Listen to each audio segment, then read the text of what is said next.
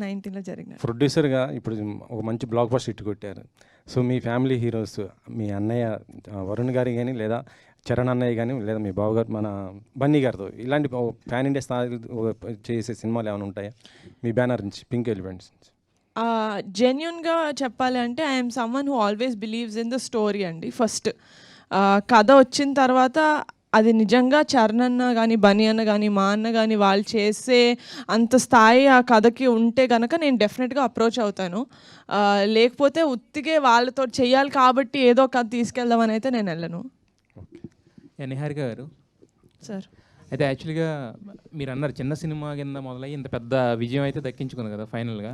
ఈయన దృష్టిలో చిన్న సినిమా సార్, మేము ఎప్పుడు చిన్న సినిమా అనుకోలేదు. ఈయన కథ చెప్పినప్పుడే మాకు ఎంత బడ్జెట్ అవుతుందో అర్థమైపోయింది. బడ్జెట్ పరంగా కాదు, అంటే కాస్టింగ్ పరంగా కానీ వీటి పరంగా కానీ. అయితే ఇప్పుడు ఈ సినిమా ఇప్పుడు రిలీజ్ ముందంటే ప్రతి ఒక్కరికి ఒక రమేష్ గారి తప్పనించి ప్రతి ఒక్కరికి చిన్న చిన్న డౌట్స్ ఉండొచ్చు, 1% డౌట్ ఉంటుంది. ఇప్పుడు జనాలు వెర్డిక్ట్ ఇచ్చేసారు కదా, మరి ఇప్పుడు అట్లీస్ట్ పిఠాపురంలో సక్సెస్ మీట్ కానీ లేదంటే చిరంజీవి గారు, ఎందుకంటే చిరంజీవి గారు ప్రతి ఎంత చిన్నవాళ్ళైనా ఇప్పుడు హనుమాన్ లాంటి సినిమాని ఫస్ట్ వచ్చి మొదలుపెట్టింది ఆయనే కదా.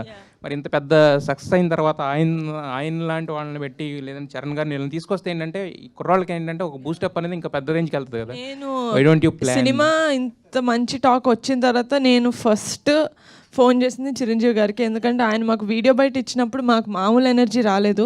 సో చాలా ఎక్సైటెడ్గా, ఆయన అప్పటికే విశ్వంబర షూటింగ్లో ఉన్నాను, నేను అదేం పట్టించుకోకుండా చాలా ఎక్సైటెడ్గా ఫోన్ చేస్తే ఆయన నాకన్నా ఎక్సైటెడ్గా ఫోన్లో అవునా నిజంగా ఇంత బాగుతుందా నాకు తెలియదు, నేను షూటింగ్లో ఉన్నాను, నేను నా సైడ్ నుంచి కూడా కనుక్కుంటాను, I really congratulate you, I'm very very happy. So I'm looking forward అండి to bring him, to have him to congratulate our team.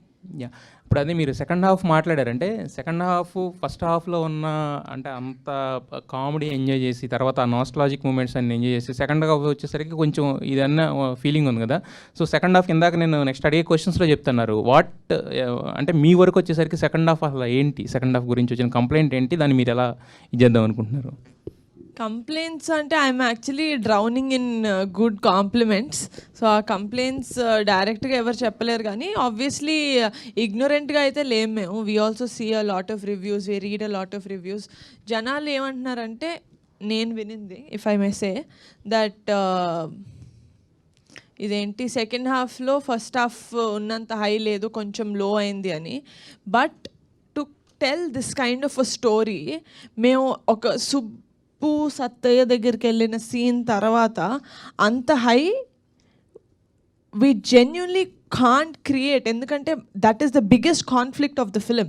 దాని తర్వాత there is no other conflict, only a problem is there, that is ఊరు సరిగ్గా లేదు, ఊరుని బాగు చేస్తారా అని చెప్పి Shiva's character, that's when it enters.